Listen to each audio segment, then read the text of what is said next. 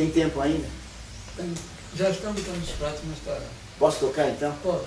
Então vamos mudar de assunto, vamos voltar para o Talmud, que é uma coisa horrorosa. Né? Então, eu estava dizendo que o Talmud foi escrito entre o ano 150 a.C. e o ano 500 depois de Cristo. O Talmud, ele foi considerado pelos judeus superior à Bíblia. Então, desde que eles fizeram o Talmud, eles jogaram a Bíblia fora. Porque a Bíblia só falava de Cristo. Obrigado, filho. O Talmud só falava, a Bíblia só falava de Cristo. Eles queriam ocultar Cristo. Eles mataram Cristo. Então fizeram o Talmud. Tá claro?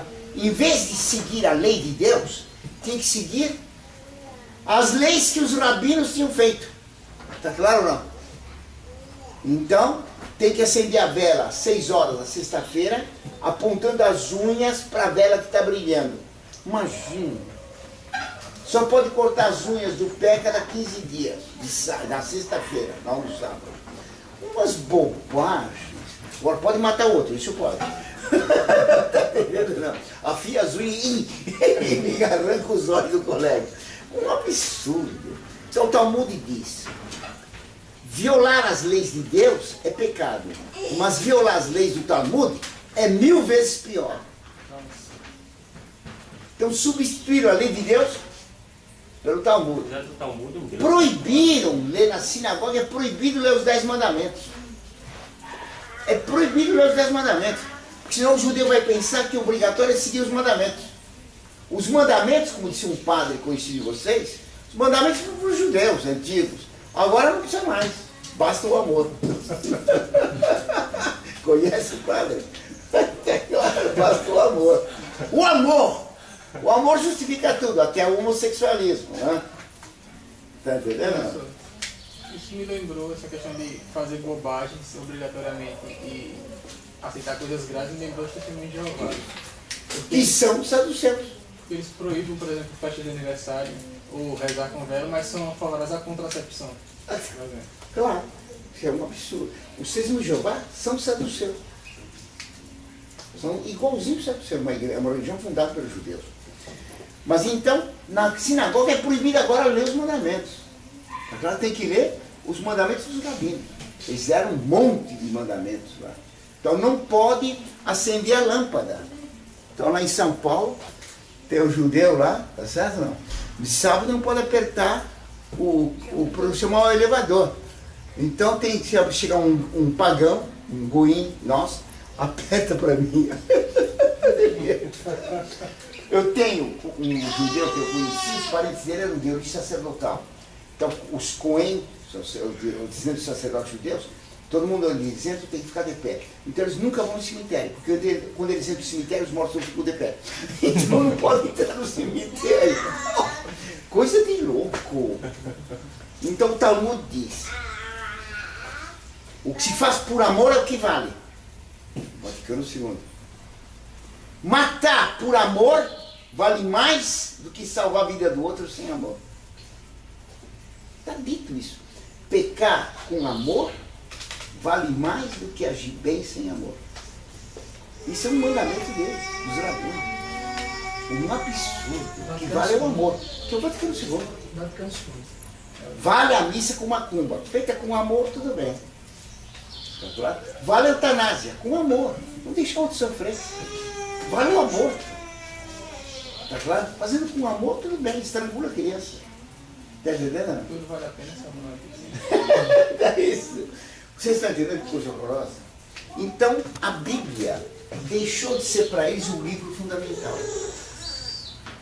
Passou a ser o Talmud.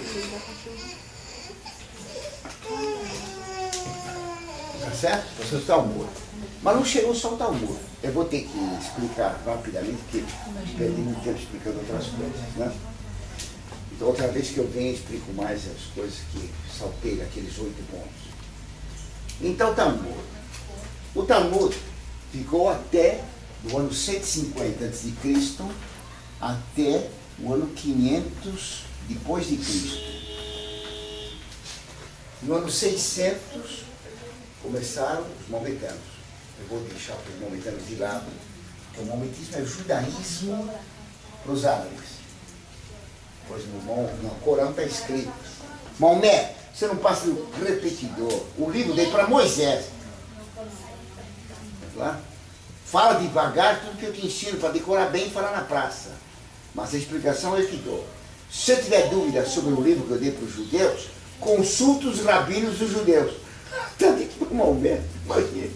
Eu falei para o árabe lá de Verona. Está escrito isso. Está entendendo? Tinha um anjo que ficava enfocando. Hã? Tinha um anjo que ficava enfocando Maomé para ele aprender. Não, um anjo. O rabino. Era um rabino. Tá claro? Bem, depois eu posso tratar alguma coisa um momentinho, tá entendendo? Daí, do ano 500 até o ano 1000, mais ou menos, depois de Cristo, os judeus foram dirigidos por rabinos chamados gaonitas. Eles eram racionalistas. Tá claro? Racionalistas. Esses lugares ficam tudo com inteligência. O que vai contra a fé. O racionalismo não presta. A inteligência nossa é limitada. Os católicos explicavam a Bíblia não racionalisticamente, mas espiritualmente. Então essas explicações que eu dei agora de São Gregório Magno são muito bonitas, né? Não são espirituais. Eles ficavam furiosos, porque isso matava a letra. E Cristo diz que a letra mata, né? Está entendendo? Então, a partir do ano 1000, eles começaram a fazer uma mística falsa. O que tinha no Talmud, o que vinha desde o Antigo Testamento, era gnose escondida, nos porões do templo, lembra que eu falei? Então aqui vai começar a Cabala. Cabala quer dizer tradição. E Nosso Senhor diz no Evangelho para os rabinos: vós, por causa da vossa tradição, mudastes os mandamentos. Como eu expliquei agora, eles mudaram os mandamentos.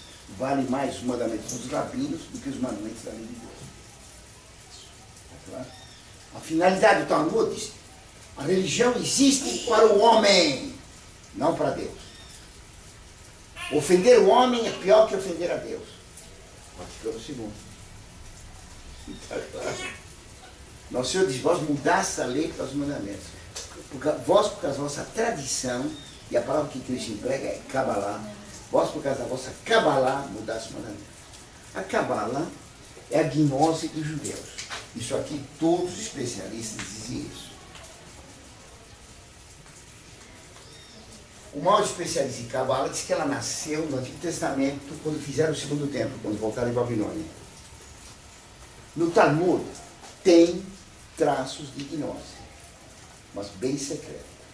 Então o Talmud se diz que a doutrina do Bereshit, a gente fala da boca para duas orelhas, a doutrina da Merkabah só vai falar de uma boca para uma orelha, nunca escreveu. Então é uma doutrina secreta.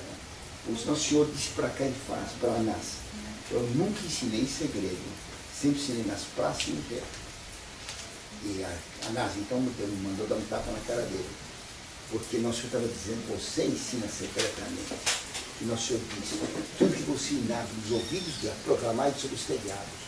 Não há nada de oculto que não deva ser revelado. A Kabbalah era secreta. Estava embaixo do alqueire, que eu expliquei. Então havia no Talmud 3 doutrinas secretas, que eles falam explicitamente. A doutrina do Bereshit, a doutrina do Merkabah e a doutrina dos graus de parentesco. Os graus de parentesco eram as proibições dos judeus casarem com pessoas muito próximas. Então o pai não podia casar com a filha, o irmão não podia casar com a irmã, claro, e assim por diante. Tá certo? Eles diziam que quando viesse o Messias, o que era proibido seria permitido. Então ter relações com a mãe ou com o pai, que é o que fez o Freud, aplicando a Kabbalah, com a teoria do complexo idélico. Então diz o Freud que todo homem quer ter relação com sua mãe, toda mulher com seu pai. São monstruosidades. O Freud era apaixonado pela mãe, claro, e o Freud depois fez a filha dele, Ana Freud, se apaixonar por ele. Ela jurou não publicar as relações dela com o pai até o ano 2000, mas em 1983 foi publicado os textos dela, que eu não tenho. Esse que é um horror. Claro? Então, a doutrina dos graus parentesco é o incesto. quando viesse o Messias, que era proibido, ia ser permitido. A doutrina do Bereshit. Bereshit é a primeira palavra da Bíblia. Bereshit bara Elohim. No princípio criou Deus os céus e a terra. Os judeus diziam, a Cabala diz, no princípio, que em hebraico, Bereshit, criou Deus o céu e a terra. Qual é o sujeito da frase? Bereshit. Bereshit criou Deus, o céu e a terra. Então, Bereshit é que criou Deus. Há uma diferença entre a divindade e o Deus Criador. A divindade é o Deus absoluto. O Deus Criador do mundo é o Deus do mal. Acabaram de dizer que toda a matéria não presta. Por isso São João respondeu. No princípio era o verbo. São João está respondendo para eles. Eles discutiram isso durante séculos. O que é o Bereshit? Então São João explicou. No princípio era o verbo. A inteligência em Deus. E Deus fez tudo na sua inteligência. Assim como um engenheiro, para fazer essa casa. Primeiro pensou, depois fez uma planta, depois construiu. Deus, na sua inteligência, pensou Adão. E fez Adão. Pensou luz, fez luz. Tá certo? Pensou elefante, fez elefante. Tá certo? Pensou o porco e fez o porco. Pensou minhoca e fez a minhoca. Sem cintura e sem pescoço. Que é a grande dúvida da minhoca. Onde foi colar?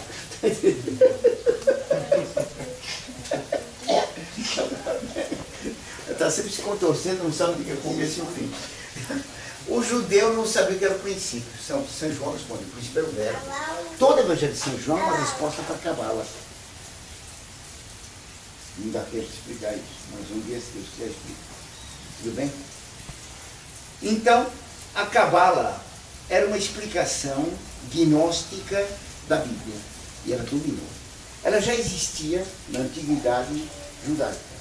Eu falei que tinha três doutrinas. A do grau parentesco, que era o incesto. O do Bereshit, dizendo que tem uma diferença entre a divindade, Bereshit, e Deus, Criador do mundo. O Deus Criador do mundo, o Deus conhecido, esse não presta, Yahvé.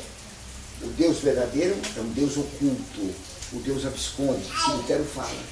Lutero fala de dois deuses, o Deus Criador e o Deus escondido, que é o Bereshit. Ele diz, essa é a boa Cabala. Terceiro, eles tinham a doutrina Merkabah. Merkabah, em hebraico, quer dizer carroça.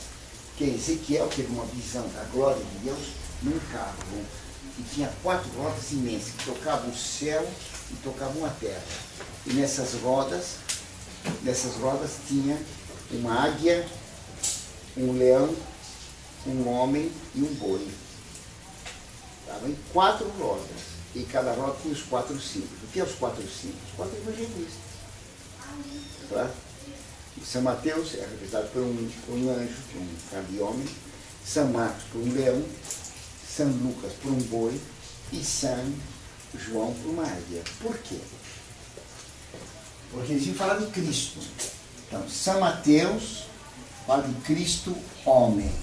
Cristo homem. São Marcos fala de Cristo leão. Cristo rei. São Lucas, o boi que era sacrificado no templo. Cristo sacerdote. E São João fala de Cristo divino, Cristo Deus, o verbo. Então, os 4 evangelhos mostram que Cristo é Deus e homem, rei e sacerdote. Está claro? Por que 4? Porque o 4 é a base do ser humano. Está chovendo na proporção do calor, da umidade do ar, da pressão atmosférica. Proporção. A para B, B, C. 4 elementos. Certo? A, B, C, D. 4 elementos. Tá certo? O homem tem 4 virtudes para os homens: justiça, temperança, fortaleza e justiça, prudência, temperança e fortaleza. 4 virtudes humanas. Para Deus são 3. Tá certo? Tudo que é para o homem é 4. Eles têm 4 pontos cardeais. Nosso universo tem 4 estações. Primavera, verão, outono e inverno.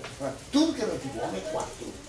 Então tem que ter 4 evangelistas. Porque 4 dá muito equilíbrio. Por isso os caras têm 4 pontos de apoio. Claro, um triciclo cai mais fácil. Certo ou não? A mesa, a cadeira tem 4 pés. Esse aqui tem 3. Muito bem. 4 ficava mais estável. Claro, estabilidade é 4. Certo? Tem 4. As rodas tocavam no céu e na terra. Porque os evangelhos, eles contêm verdades que alcançam a divindade, muito elevadas. Mas essas mesmas verdades, quando giram, tocam no chão. E o camponês analfabeto compreende no nível dele. A mesma verdade que o camponês compreende simplesmente, o teólogo ou Santo Tomás explicam lá em cima, celestialmente. Está claro não? Tudo bem? Muito bonito, né? E Nosso Senhor então fez os evangelhos ao alcance do povo e ao alcance dos sábios. Está claro? Tudo bem? Por isso, a luz chega primeiro no pico das montanhas, depois que é iluminado o vale. Por isso as graças são dadas primeiro aos grandes sábios, depois explicam para o povo. Por isso a chuva cai primeiro no pico das montanhas, que arrasta então todo o solo para o vale que fecunda o vale. A montanha fica virgem, não tem produção. O vale tem. A virgem só tem um filho. Mas é a oração dela e a fecundidade dela que permite que tenhamos muitas boas obras. Nós estamos no vale, está claro? Mas toda a nossa fecundidade vem de Cristo e da mãe de Cristo. Está claro não? Está dando para entender isso que bonito? Então eles diziam que essa doutrina Merkabah permitia que a pessoa visse a glória de Deus. Então eles pregavam que os judeus podiam forçar Deus a aparecer. Então na Cabala se ensinava como fazer isso. Então, por exemplo, um cabalista do século XII, Abraão Abulafia, para ver Deus, ver o que Ezequiel viu, dava uma receita. Primeiro, tomar banho. Que é coisa rara. Tomar banho. Depois vestir uma roupa branca. Depois recortar as letras hebraicas, que são letras muito bonitas. Recortar num material qualquer, pano, qualquer coisa. E pôr as letras diante da mesa, em cima da mesa, diante da pessoa. A pessoa então devia fazer um exercício seguinte, misturar as letras de modo a não formarem sentido. Se fizer C-O-P-O, copo, tá claro? Não? Deu sentido, então não vale. Tem que pôr letras sem sentido. X-K-R. Então, nunca tem sentido, que você vai destruir o intelecto. Só siglas. A pessoa ia ficando tão embaralhada que de repente a pessoa ficava luminosa. Aí a pessoa ia se deitar na cama, se cobrir só com um lençol e ficar esperando e Deus aparecia. A pessoa então ficava em êxtase. E ia passando pelas várias esferas do universo. Passava a Lua, passava Marte, Mercúrio, Sol, Júpiter, até chegar nos palácios celestiais. Aí via Deus. Devia tomar cuidado de chegar muito perto de Deus, que senão a pessoa morria. Entendeu? Sabe que era uma receitinha, uma macumbinha, como forçar Deus a aparecer. Ora, a graça de ver Deus é uma graça. Não tem receita. Tem muitos grandes santos que nunca viram a Deus. Claro, Deus dá a graça de ser visto só para alguns que ele escolhe. Mas é de graça. Santa Teresinha nunca teve visões. E foi uma grande santa.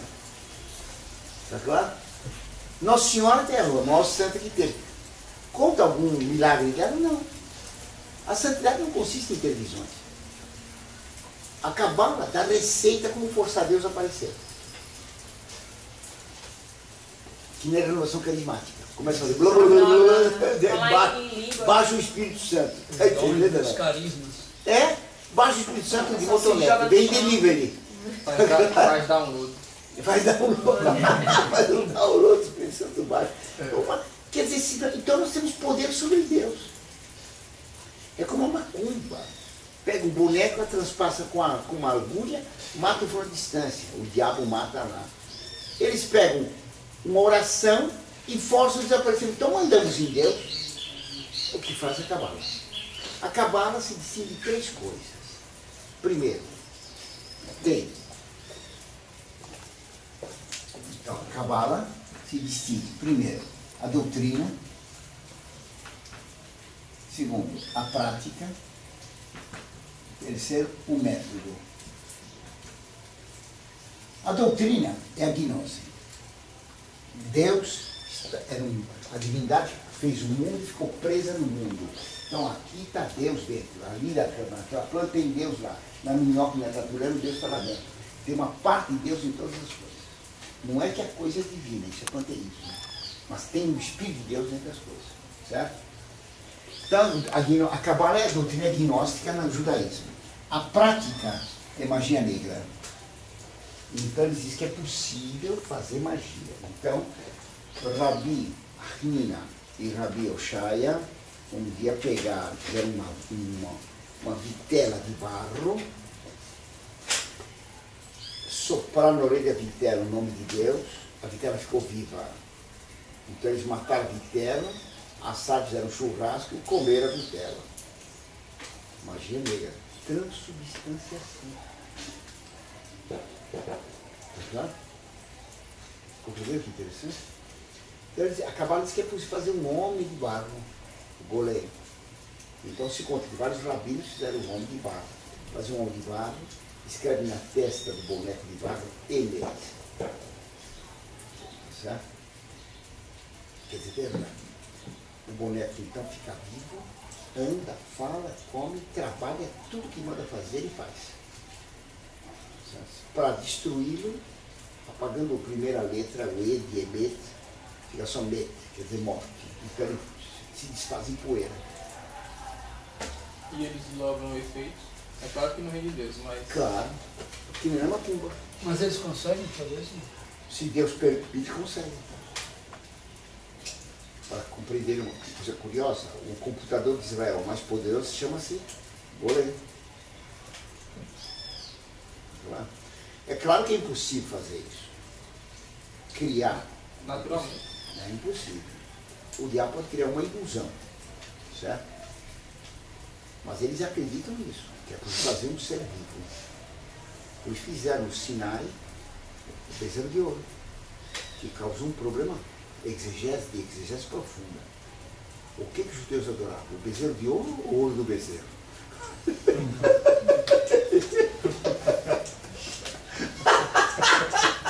É uma pergunta profunda. É tudo japonês lá. Hiroshi Goldberg, Muneyoshi Nickelsburg, tudo japonês. Eles queriam saber de ouro, né? Mas o Arão, quando Moisés se declara, o que você fez? Eu não sei. Eles me deram ouro, joguei no fogo e saiu isso. Ele fez uma obra de alquimia, de macumba. Era um bezerro de ouro, mas que mugia. Era um ídolo. Os ídolos pagãos, diz o Salmo, são demônios. Tá, São Paulo repete, os ídolos são demônios. Uma estátua não é um ídolo. Ídolo é uma estátua possessa por um diabo que fala pela estátua, move a estátua. Então, para ser imperador romano, tinha que ter 4 estátuas do imperador que falassem. Galba, Otton e Vitélio não tiveram essas estátuas, não são tidos como imperadores. Galba? Otton e Vitélio. Nunca dei aqui aula sobre o anticristo. Deu. Dei? Então tratei Falou disso. das cabeças de Isso, filho, tá muito bem. Tá vendo o menino aí? Guardou. Ótimo. Tudo bem? Então a Cabala era uma explicação mística, irracional da Bíblia.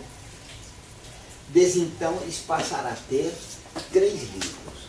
A Bíblia, o Talmud, e quando escreveram a Cabala, em 1265, escreveram o Zohar. O Zohar passou a ser o livro fundamental. Tá claro? O fundamental dos judeus. Todos os judeus hoje são cabalistas. Todos. Agora temos que ver a divisão deles em judeus sionistas e não sionistas. Messias homem, Messias povo. Que levou eles fazerem a Revolução Francesa, a Revolução Nazista e a Revolução Comunista. Tá claro? Mas isso tem que ficar para depois. Acho que agora está pronto a comida, né? Se não tiver, também pede. Tudo bem isso aqui? Interessante? Muito bom. Isso aqui é direito de livros judaicos, né? É de livros católicos. Vamos passar aí para ver? Você vê que essa azul, como é